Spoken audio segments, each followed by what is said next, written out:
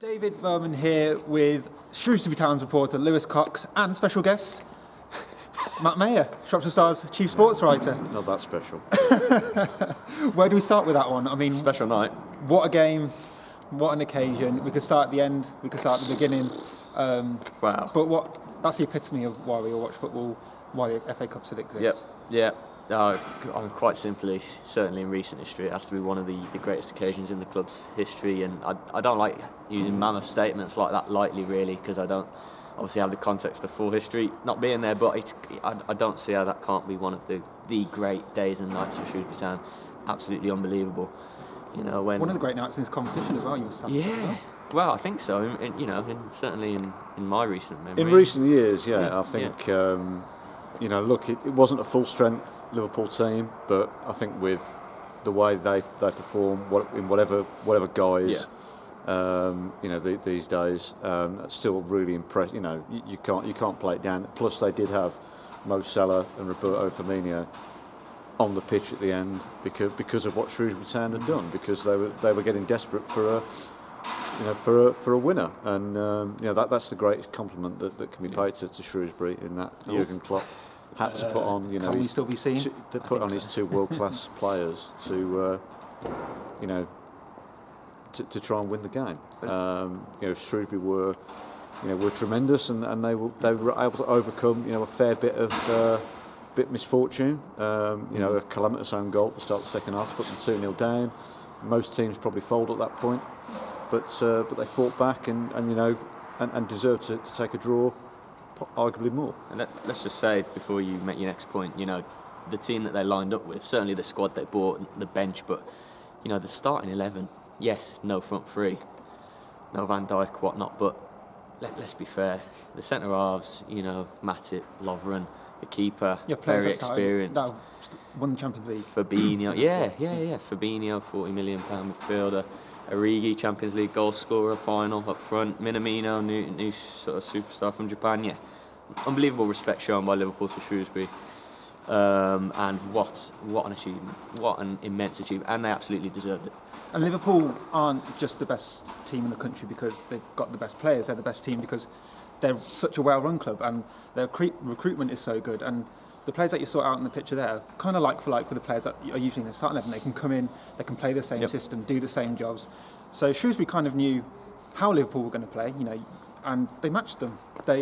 Shrewsbury played a formation that they don't usually play with three in midfield, although Joshua joined the attack when they attacked. And they stopped them, and it worked, didn't it? I don't think I've ever seen anyone this season stop Liverpool. Yeah, like bonkers. Well, I've seen somebody beat Liverpool 5-0 this season. Liverpool's under 18. Fair point. It was a team of kids, but frustratingly for the stats, that is an official result. Yeah. But yeah, I mean that's the other thing. Shrewsbury, and officially you have to include Villa in it, albeit it was a team of kids. Only the third team to stop Liverpool winning in domestic competition. The other being Man United. I mean that's crazy. In itself, and this was also a stronger 11 than the team that knocked out Everton's first team in the previous round. So, yeah, you can't play down the plaudits, really. And the irony is that I probably wouldn't have taken Callum Lang off because I thought he was having a really good game. It's probably why I'm not a football manager. Well, it's one of the many reasons why I'm not a football manager, because obviously Jason Cummings then comes on and produces arguably one of the greatest substitute performances in the history of Shrewsbury Town. I think that's pretty safe to say. Competition as well. He was absolutely tremendous, and it's a guy who was made headlines this week for prancing around in his underpants, and but he's shown just what a serious footballer he is there this afternoon, and a serious talent. Ricketts said, and we've written, and Matt can expand on this as well, having spoke to Dave Edwards about it. He's big on talking about the game plan that Shrewsbury and the staff had watched. I think Dave Edwards said Liverpool's games against Wolves, against Sheffield United, teams that line up with a back three, to see how Shrewsbury, who also use that system, can work it against Liverpool.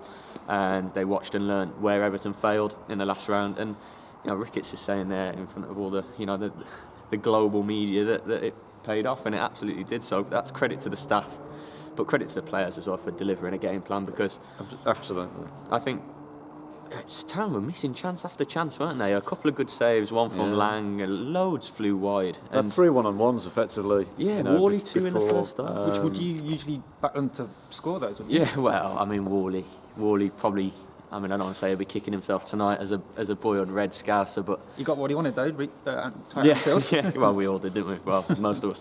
Had those 2 1-on-1s, didn't he, in the first half, and Shrewsbury fell behind reasonably early, 15 minutes, despite the fact that they started okay. But they responded, a lot of character actually, and I've written that quite a bit in recent weeks. But the character today, having the way they responded to the first goal, and then they're applauded going off at half time because the fans have been really impressed with how they've done, probably been as good as Liverpool, had the better chances.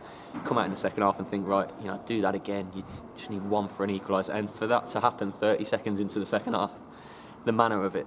Most people haven't got back to the seats yet. Donald Love probably wanted the ground to swallow him up, didn't it? Was he just trying to put it behind, you think? Because there was no one around I'll him. be honest, I didn't see it live. I've obviously watched the replay, but I think I just typed second half's underway into Twitter. It was he was trying to put it behind. It was fairly calamitous. It was we'll end up in I don't think they still do blooper blooper DVDs. I'm not sure they even still make DVDs anymore, but. It would end up on those, blooper DVDs.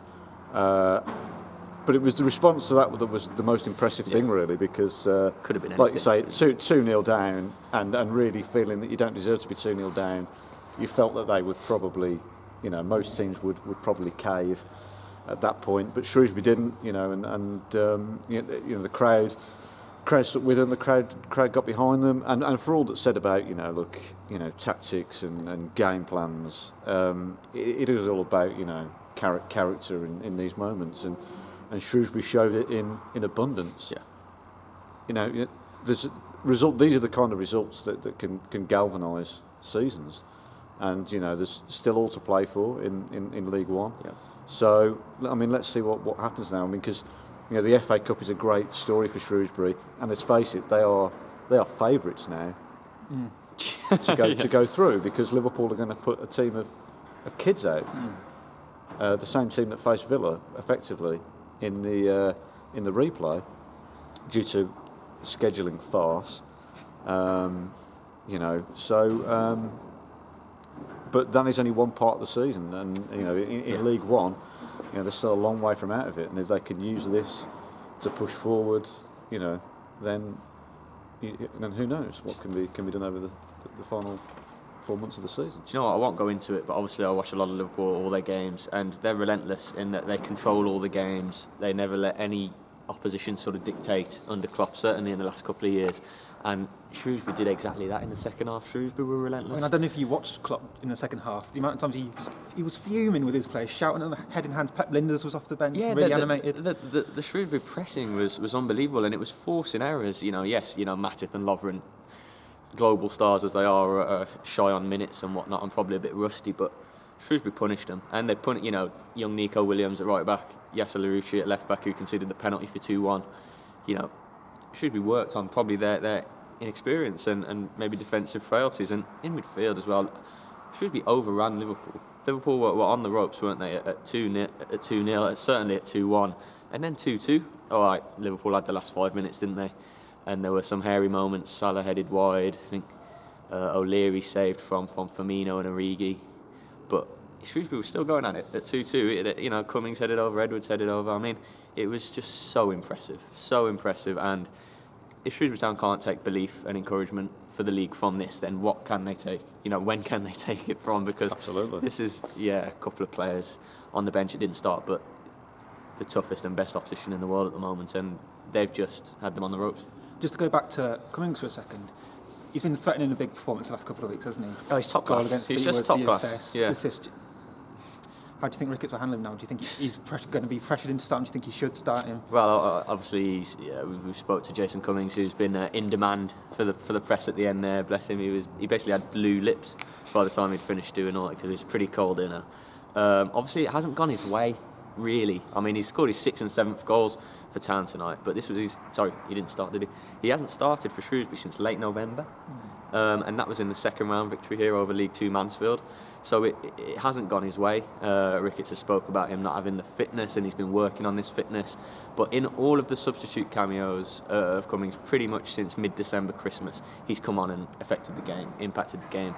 If not with his finishing, then with some creative build-up, assists. And he looks, when he came, he was obviously deeply unfit, and he had a bit of adrenaline, but it wore off, and you could tell he was a long way off the pace. But now he looks, you guys saw him today, and probably the first time Matt's seen him, but he looked lean and sharp, and he's just a finisher, isn't he? Yes, the first was a penalty, but that second, he's left-footed. That second was with his weaker right foot that he slotted into the corner, just like his goal at Fleetwood, which he smashed into the bottom corner with his weaker right foot. I mean, he was a marquee signing last September deadline day. Ex-Rangers, scored loads at Hibs, didn't quite happen from at Forest, and it can happen from here. I mean, I went big early on saying the club's history, but I think Jason Cummings is pretty much... I've written that his legendary status today. He's pretty much became a Shrewsbury legend tonight with what he's done. We think about Nigel Jempson in the Everton tie that Shrewsbury won in 2003 when Jempson scored a double. I mean, obviously still lauded today, and Cummings will likewise to get a first ever trip to Anfield in 134 years is something that we will all immensely enjoy, and hopefully there'll be the whole Anfield Road end, 10,000 strong away fans packed there for Shrewsbury against Liverpool's under-18s, and got every chance. Well, they've now, been under 23s. Yeah, but yeah. With a sparkling of under 18s as well. It's a huge shame. Yeah. I don't understand, kind of what's happened this season with the scheduling. The Premier League wanted a winter break, and yet it's been done in such a way that this was always a danger that it could happen, and you could have FA Cup replays in the middle of a supposed winter break, and not the Premier League. They're not all off, because the TV companies don't want 2 weeks with no Premier League football.